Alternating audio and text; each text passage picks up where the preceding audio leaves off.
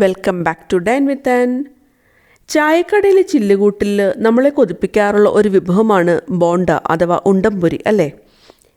വളരെ എളുപ്പത്തിൽ വളരെ കുറച്ച് ഇൻഗ്രീഡിയൻസ് മാത്രം ചേർത്തിട്ട് നമുക്ക് വീട്ടിൽ തന്നെ ഉണ്ടാക്കിയെടുക്കാവുന്ന ഒരു വിഭവമാണ് ബോണ്ട. അപ്പോൾ നമുക്ക് ഈ ബോണ്ട എങ്ങനെ ഉണ്ടാക്കുന്നത് നോക്കിയിട്ട് വന്നാലോ. ഞാനിവിടെ 1/2 കപ്പ് ശർക്കര ഒരു പാനിലേക്ക് ചേർത്ത് കൊടുക്കുന്നുണ്ട്. അതിലേക്ക് 1/4 കപ്പ് വെള്ളം കൂടി ചേർത്ത് കൊടുക്കുന്നുണ്ട്. ഇനി നന്നായിട്ടൊന്ന് മിക്സ് ചെയ്തെടുക്കാം. എന്നിട്ട് നന്നായിട്ടൊന്ന് തിളപ്പിച്ചെടുക്കാം. ഈ ശർക്കരയൊക്കെ ഇപ്പോൾ നന്നായിട്ടൊന്ന് ഉരുകി വന്നിട്ടുണ്ട്. ഇത് ഒരുപാട് സമയമൊന്നും തിളപ്പിക്കേണ്ട ആവശ്യമില്ല, എന്നാൽ ഒന്ന് ചെറുതായിട്ടൊന്ന് കട്ടിയാവണം താനും. ഇത് ഒരു നൂൽ പരുവൊന്നും ആവേണ്ട ആവശ്യമില്ല. തനി ആ ഒരു വെള്ളം പോലുള്ള ആ ഒരു സ്റ്റേജിൽ നിന്ന് മാറി വരണം. ഇനി നമുക്ക് ഇതൊന്ന് അരിച്ചിട്ട് ഒന്ന് മാറ്റി വയ്ക്കാം. ഇതിൻ്റെ അകത്തുള്ള എന്തെങ്കിലും കരടൊക്കെ ഉണ്ടെന്നുണ്ടെങ്കിൽ പോകാൻ വേണ്ടിയിട്ട് നമ്മളിങ്ങനെ ഒന്ന് അരിച്ചെടുക്കുന്നത്. ഇനി ഇത് ചൂടാറുന്നത് വരെ നമുക്കൊന്ന് വെയിറ്റ് ചെയ്യണം. ഒരു ബൗളിലേക്ക് ഞാനിവിടെ 1 കപ്പ് ഗോതമ്പ് പൊടി ചേർത്ത് കൊടുക്കുന്നുണ്ട്. ഇതിലേക്ക് 1/4 ടീസ്പൂൺ ഉപ്പ് ചേർത്ത് കൊടുക്കാം. 1/4 ടീസ്പൂൺ ബേക്കിംഗ് സോഡ കൂടി ചേർത്ത് കൊടുക്കുന്നുണ്ട്.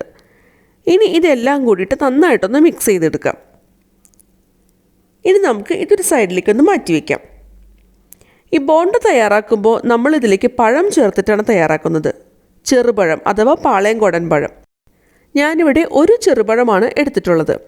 ഇത് നമുക്കൊന്ന് ചെറുതാക്കി നുറുക്കിയിട്ട് ഒരു മിക്സി ജാറിലേക്കൊന്ന് ചേർത്ത് കൊടുക്കാം. ഇനി ഇതിലേക്ക് 2 ഏലക്കയുടെ തൊലി കളഞ്ഞ് അതിൻ്റെ തരി മാത്രം ചേർത്ത് കൊടുക്കാം. അതുപോലെ തന്നെ ഒരു നുള്ളു ജീരകം കൂടി ചേർത്ത് കൊടുക്കുന്നുണ്ട്. ഇനി ഇതിലേക്ക് നമ്മൾ തയ്യാറാക്കി വെച്ചിട്ടുള്ള ശർക്കര ഉരുക്കിയതിൽ നിന്ന് കുറച്ച് മാത്രം ഒന്ന് ചേർത്ത് കൊടുക്കാം. ഇതൊന്ന് അരഞ്ഞ് കിട്ടാൻ വേണ്ടിയിട്ട് നമ്മളിങ്ങനെ ശർക്കര പാനി കുറച്ചൊന്ന് ചേർത്ത് കൊടുക്കുന്നത്. ഇനി നമുക്കിതെല്ലാം കൂടി നന്നായിട്ടൊന്ന് അരച്ചെടുത്ത് കൊണ്ടുവരാം. നമ്മൾ ഈ അരച്ചെടുത്ത പഴവും ശർക്കരയും കൂട്ടിയുള്ള മിക്സ് തയ്യാറാക്കി വെച്ചിട്ടുള്ള ഗോതമ്പ് പൊടിയിലേക്ക് നമുക്കൊന്ന് ചേർത്ത് കൊടുക്കാം. ഇനി നമ്മളത് മിക്സ് ചെയ്തെടുക്കുന്നത് കൈ ഉപയോഗിച്ചിട്ടാണ്. സ്പൂണൊന്നും ഉപയോഗിച്ചിട്ട് മിക്സ് ചെയ്യേണ്ട ആവശ്യമില്ല. കൈ ഉപയോഗിച്ചിട്ട് നന്നായിട്ടൊന്ന് മിക്സ് ചെയ്തെടുക്കാം. ഇത് മിക്സ് ചെയ്യുന്തോറും കൂടുതൽ വെള്ളം വേണം എന്ന് തോന്നുകയാണെന്നുണ്ടെങ്കിൽ അതനുസരിച്ചിട്ട് ശർക്കര പാനി ചേർത്ത് കൊടുക്കാം. പ്രത്യേകം ശ്രദ്ധിക്കണം, മധുരം ഒരുപാട് ആയിപ്പോകരുത് കേട്ടോ. ആവശ്യത്തിനുള്ള മധുരം മതി. ഈ ഒരു അളവിന്, അതായത് 1 കപ്പ് ഗോതമ്പ് പൊടിക്ക് നമുക്ക് 1/2 കപ്പ് ശർക്കര മാത്രം മതിയാവും. ശർക്കര നിങ്ങൾ പാനിയാക്കുമ്പോൾ ഒരുപാട് ലൂസാക്കിയിട്ടാണ് ചേർക്കുന്നതെന്നുണ്ടെങ്കിൽ വെള്ളത്തിൻ്റെ അളവ് കൂടി പോകാതിരിക്കാനായിട്ട് പ്രത്യേകം ശ്രദ്ധിക്കണം. ഞാൻ അത് കാരണമാണ് ശർക്കര പാനിയാക്കിയപ്പോൾ ഒരുപാട് ലൂസാക്കിയിട്ട് എടുക്കാത്തത്, എന്നാൽ ഒരുപാട് ടൈറ്റും ആക്കിയിട്ടില്ല. ശർക്കരപ്പാനി നമുക്കൊരു 2-3 ട്രിപ്പൊക്കെ ആയിട്ടൊന്ന് ചേർത്ത് കൊടുക്കാം. എന്നിട്ടൊന്ന് കുഴച്ചെടുക്കാം. ഇനി കൂടുതൽ വെള്ളം വേണം എന്ന് തോന്നുകയാണെന്നുണ്ടെങ്കിൽ അതനുസരിച്ചിട്ട് നമുക്ക് വെള്ളം ചേർത്ത് കൊടുക്കാം. എൻ്റെ ഈ ഒരു മാവിന് കുറച്ചുകൂടി വെള്ളം ആവശ്യമുണ്ട്. അത് കാരണം ഞാൻ കുറച്ചുകൂടി വെള്ളം ചേർത്ത് കൊടുക്കുന്നുണ്ട്. വെള്ളം ചേർത്ത് കൊടുക്കുമ്പോഴും ആദ്യം 1 സ്പൂൺ മാത്രം വീതം ഒന്ന് ഒഴിച്ചു കൊടുക്കുക. എന്നിട്ടൊന്ന് മിക്സ് ചെയ്ത് കൊടുക്കാം. എന്നിട്ട് വീണ്ടും വേണമെന്ന് തോന്നുകയാണെന്നുണ്ടെങ്കിൽ മാത്രം കുറച്ച് വീതം ചേർത്ത് കൊടുക്കാം. നമ്മളെടുക്കുന്ന ഗോതമ്പ് പൊടിയുടെ ക്വാളിറ്റിയൊക്കെ അനുസരിച്ചിട്ട് ഇതിനാവശ്യമുള്ള വെള്ളത്തിൻ്റെ അളവിലും വ്യത്യാസം വരും. ചില ഗോതമ്പ് പൊടി ഒരുപാട് വെള്ളം വലിച്ചെടുക്കും, എന്നാൽ ചില ഗോതമ്പ് പൊടിക്ക് ഒരുപാട് വെള്ളത്തിൻ്റെ ആവശ്യമില്ല. അപ്പോൾ അതനുസരിച്ചിട്ട് വേണം നമ്മൾ വെള്ളം ചേർത്ത് കൊടുക്കാനായിട്ട്. ഞാനിപ്പോൾ ഇവിടെ 1/3 കപ്പ് വെള്ളമാണ് പല ബാച്ചായിട്ട് ചേർത്ത് കൊടുത്തത്. എന്നാൽ എനിക്ക് കുറച്ചുകൂടി വെള്ളത്തിൻ്റെ ആവശ്യമുണ്ടെന്ന് തോന്നി. അത് കാരണം ഞാൻ 2 ടേബിൾ സ്പൂൺ കൂടി വെള്ളം എക്സ്ട്രാ ചേർത്ത് കൊടുത്തിട്ടുണ്ട്. അതായത് നമ്മൾ ആദ്യം 1/2 കപ്പ് ശർക്കര 1/4 കപ്പ് വെള്ളം ചേർത്ത് ഉരുക്കിയതും അതിൻ്റെ കൂടെ 1/3 കപ്പ് പ്ലസ് 2 ടേബിൾ സ്പൂൺ വെള്ളം കൂടിയിട്ടാണ് ഞാൻ ചേർത്ത് കൊടുത്തത്. ഇതെല്ലാം കൂടി നമുക്ക് ഒന്നുകൂടി നന്നായിട്ടൊന്ന് മിക്സ് ചെയ്തെടുക്കാം. ഇത് മിക്സ് ചെയ്യുമ്പോൾ കട്ടയൊന്നും കെട്ടാൻ പാടില്ല. അക്കാര്യം പ്രത്യേകം ശ്രദ്ധിക്കണം. നമ്മൾ കൈ ഉപയോഗിച്ചിട്ടാണ് മിക്സ് ചെയ്യുന്നത്. എന്നിരുന്നാലും കട്ടയൊന്നും കെട്ടാതെ കുറച്ച് സമയം എടുത്തിട്ടാണെങ്കിലും നന്നായിട്ടൊന്ന് മിക്സ് ചെയ്തെടുക്കണം. ഈ മാവിന് നല്ല മയം വരണം, എന്നാൽ മാത്രമാണ് ബോണ്ട നല്ല സോഫ്റ്റ് ആയിട്ടെന്ന ടേസ്റ്റി ആയിട്ട് നമുക്ക് കിട്ടുള്ളൂ. ഇതാണ് ഈ ബോണ്ടയുടെ മാവിൻ്റെ ഒരു കറക്റ്റ് പാകം എന്ന് പറയുന്നത്. ഒരുപാട് തിക്കുമല്ല, എന്നാൽ ഒരുപാട് ലൂസുമല്ല. നല്ല സോഫ്റ്റ് ആയിട്ടുള്ളൊരു ബാറ്ററാണ് നമുക്കിവിടെ കിട്ടിയിട്ടുള്ളത്.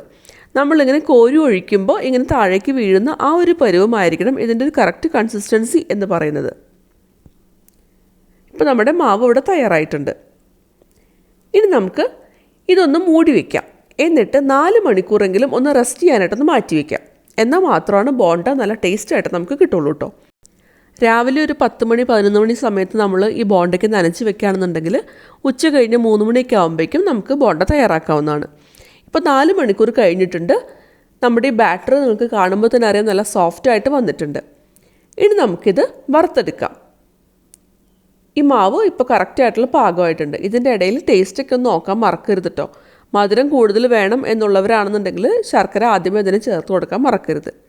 ഒരു പാനിലേക്ക് ഞാൻ വെളിച്ചെണ്ണ ചേർത്ത് ചൂടാക്കാനായിട്ട് വെച്ചിട്ടുണ്ട്. വെളിച്ചെണ്ണ എടുക്കുമ്പോൾ എപ്പോഴും കുറച്ചധികം ഒഴിക്കാനായിട്ട് പ്രത്യേകം ശ്രദ്ധിക്കുക. ഈ മാവ് എണ്ണയിൽ നന്നായിട്ടൊന്ന് മുങ്ങിക്കിടക്കണം.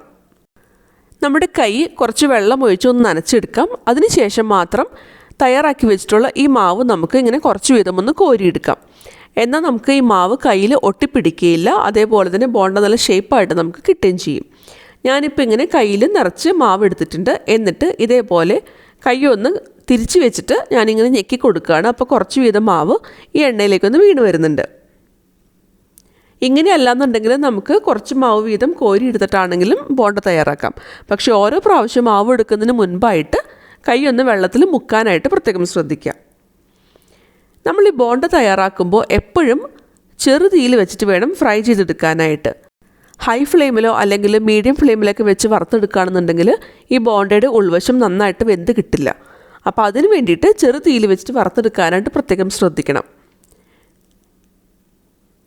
ഇത് ഇടയ്ക്കൊക്കെ ഒന്ന് തിരിച്ചും മറിച്ചൊക്കെ ഒന്ന് ഇട്ട് കൊടുക്കാം. ഇതിൻ്റെ എല്ലാ വശവും നമുക്ക് ഒരേപോലെ വെന്ത് കിട്ടണം. ബോണ്ടയ്ക്കുള്ള മാവ് തയ്യാറാക്കുമ്പോൾ നമ്മൾ ഇതിലേക്ക് ബേക്കിംഗ് സോഡ ചേർത്ത് കൊടുത്തിട്ടുണ്ടായിരുന്നു. അത് കാരണം തന്നെ ഈ മാവ് എണ്ണയിലേക്ക് നമ്മൾ കോരി ഒഴിച്ച് കൊടുത്തു കഴിഞ്ഞാൽ ഉടൻ തന്നെ ഇതൊന്ന് വീർത്ത് വരുന്നതാണ്. ബോണ്ട എപ്പോഴും അങ്ങനെ നല്ല വീർത്ത് നല്ല ഭംഗിയായിട്ടല്ലേ ഇരിക്കാറ്. ബേക്കിംഗ് സോഡ കഴിവതും ഒഴിവാക്കാതിരിക്കാനായിട്ട് പ്രത്യേകം ശ്രദ്ധിക്കണം കേട്ടോ. അതേപോലെ തന്നെ നമ്മൾ എടുക്കുന്ന ചെറുപഴം അത് നന്നായിട്ട് പഴുത്ത പഴവുമായിരിക്കാനായിട്ട് പ്രത്യേകം ശ്രദ്ധിക്കണം. ഇപ്പോൾ നമ്മുടെ ബോണ്ട നന്നായിട്ട് ഗോൾഡൻ ബ്രൗൺ കളറായിട്ട് വന്നിട്ടുണ്ട്. ഇനി നമുക്കിത് എണ്ണയിൽ നിന്ന് കോരി മാറ്റാം. ഇനി വീണ്ടും നമ്മൾ ഇതേപോലെ ബോണ്ട ഉണ്ടാക്കുമ്പോൾ ഓരോ പ്രാവശ്യവും കൈ വെള്ളത്തിൽ മുക്കാനായിട്ട് മറക്കരുത്. എന്നിട്ട് കുറച്ച് വീതം മാവ് കോരി ഒഴിച്ച് നമുക്ക് ബോണ്ട ഉണ്ടാക്കിയെടുക്കാം. സാധാരണ നമുക്ക് ചായക്കടയിൽ നിന്നൊക്കെ കിട്ടുന്ന ബോണ്ട നല്ല വലുപ്പത്തിലായിരിക്കും അല്ലേ. പക്ഷെ ഞാനിപ്പോൾ ഇവിടെ നമുക്ക് ഉണ്ടാക്കാൻ സൗകര്യത്തിന് വേണ്ടിയിട്ട് ചെറിയ ബോൾസ് ആക്കിയിട്ടാണ്, അതായത് ചെറിയ ബോണ്ടയാണ് തയ്യാറാക്കിയെടുക്കുന്നത്. കൂടുതൽ അളവിൽ ബോണ്ട തയ്യാറാക്കണം എന്നുണ്ടെന്നുണ്ടെങ്കിൽ ഇതേപോലെ ചെറിയ ബോണ്ടകൾ തയ്യാറാക്കിയെടുക്കുന്നതായിരിക്കും കുറച്ചും കൂടി സൗകര്യം. നമുക്ക് പെട്ടെന്ന് തന്നെ വെന്ത് കിട്ടുകയും ചെയ്യും. അതുപോലെ തന്നെ ഒരുപാട് എണ്ണം ഒരേ സമയം നമുക്ക് വറുത്തെടുക്കാൻ പറ്റുകയും ചെയ്യും. ചായക്കട സ്റ്റൈലിലുള്ള ബോണ്ട ഇവിടെ തയ്യാറായിട്ടുണ്ട്. നിങ്ങൾക്ക് കാണുമ്പോൾ തന്നെ അറിയാം അത്യാവശ്യം ഷേപ്പൊക്കെ കിട്ടിയിട്ടുണ്ട്. പെർഫെക്റ്റ് റൗണ്ടൊന്നും അല്ല എന്നുണ്ടെങ്കിലും ഉള്ളൊക്കെ നല്ല സോഫ്റ്റായിട്ട് നന്നായിട്ട് വെന്ത് വന്നിട്ടുണ്ട്. അതേപോലെ പുറം അത്യാവശ്യം ക്രിസ്പാണ് താനും. കുട്ടികൾക്ക് 4 മണിക്ക് ചായയുടെ കൂടെ ഉണ്ടാക്കി കൊടുക്കാൻ പറ്റിയൊരു ഈസി റെസിപ്പിയാണ്. അപ്പോൾ എല്ലാവരും ട്രൈ ചെയ്ത് നോക്കണം. വീഡിയോ ഇഷ്ടമായെന്നുണ്ടെങ്കിൽ ലൈക്ക് ചെയ്യാനും കമൻറ്റ് ചെയ്യാനും ഷെയർ ചെയ്യാനും മറക്കരുത്. എൻ്റെ ചാനൽ ആദ്യമായിട്ട് കാണുന്നവരാണെന്നുണ്ടെങ്കിൽ ഒന്ന് സബ്സ്ക്രൈബ് ചെയ്തോളൂ കേട്ടോ. ഒപ്പം കാണുന്ന ബെല്ലൈക്കൺ പ്രസ് ചെയ്യാൻ മറക്കരുത്. അതിൽ ഓൾ എന്നുള്ള ഓപ്ഷൻ ഇനേബിൾ ചെയ്യണം. എന്നാൽ മാത്രമാണ് ഞാനിടുന്ന വീഡിയോയുടെ നോട്ടിഫിക്കേഷൻസ് നിങ്ങൾക്ക് കിട്ടുള്ളൂ.